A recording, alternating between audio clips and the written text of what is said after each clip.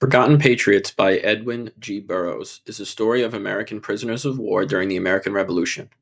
This is a very well-referenced, well-written book. It discusses the prisoners of war starting from the Battle of Brooklyn and Manhattan, and then for the further duration of the war.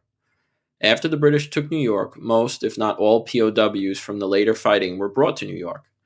At first, the prisoners were placed in churches and sugar houses, which were basically warehouses. Then, the British moved many prisoners to the infamous prison ships, in which thousands were left to die in squalor. The treatment of these prisoners was truly awful, similar to the Soviet gulags in many ways.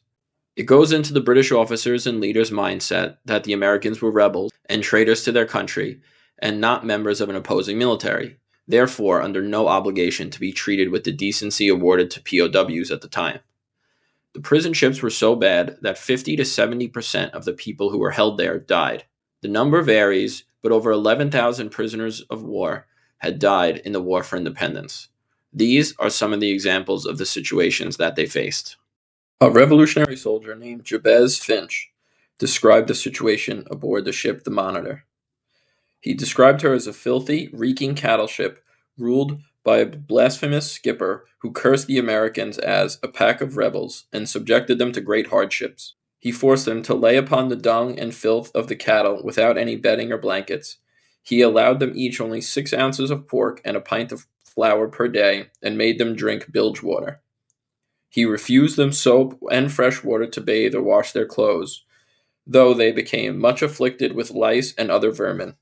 To a man, the Americans who had made it through the winter of 1776 and 77 on the prison ships told the horrors. On the Grosvenor, James Little suffered every inconvenience but death. The ship was so crowded that the men could not lie down at once, and their rations were barely sufficed to keep body and soul together. In the morning, half a pint of watery stew called burgoo, scrapes of kennel biscuit at night. The petrified stagnation of air of the hold of the vessel crowded with vermin. He and his companions grew pitiless, faint, and feeble, and once the smallpox began its deadly work, the mortality was just heartbreaking. Every morning, Little recalled, dead bodies were hoisted on deck, a cannonball fastened to them, and they were thrown overboard with the shout of, "There goes another damned Yankee rebel!"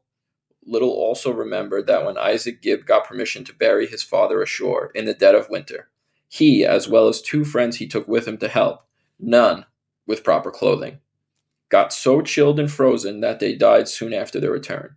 Indeed, to go outside from the confined air in the hold of the vessel brought almost instant death. At one point, Little and about 40 others with smallpox were taken off the ship and led reeling and tumbling to a hospital on shore. Only Little, Isaac Grant, and Elisha Grant lasted a fortnight, and we hourly expected to follow. The 3 survived, however, and were paroled in February of 1777. Little made his way home to Danbury, where I soon regained my health as to be able to labor and assist again in defending my country. Aboard the infamous prison ship the Jersey, in which the most prisoners of war died, was described as this. There were no berths or seats to lie down on, not a bench to sit on. Many were almost without clothes. The dysentery, fever, frenzy, and despair prevailed among them, and filled the place with filth, disgust, and horror. The scantiness of the allowance, the bad quality of the provisions, the brutality of the guards, and the sick, pining for comforts they could not obtain, altogether furnished continually one of the greatest scenes of human distress and misery ever beheld. It was now the middle of October, the weather was cool and clear, with frosty nights, so that the number of deaths per day was reduced to an average of 10, and this number was considered by the survivors a small one, when compared with the terrible mortality that prevailed 3 months before. These were just some of the stories included in the book, but they flow throughout. One of the interesting aspects was these men could have ended their suffering by joining with the British Army or Navy, and although some did, the large majority did not. There are several good stories of escapes, some simple, some more complex. This book does great justice to the suffering and sacrifice that these men endured for our great nation to be built. Many of the soldiers who lived and were able to recover did go back and serve their country again.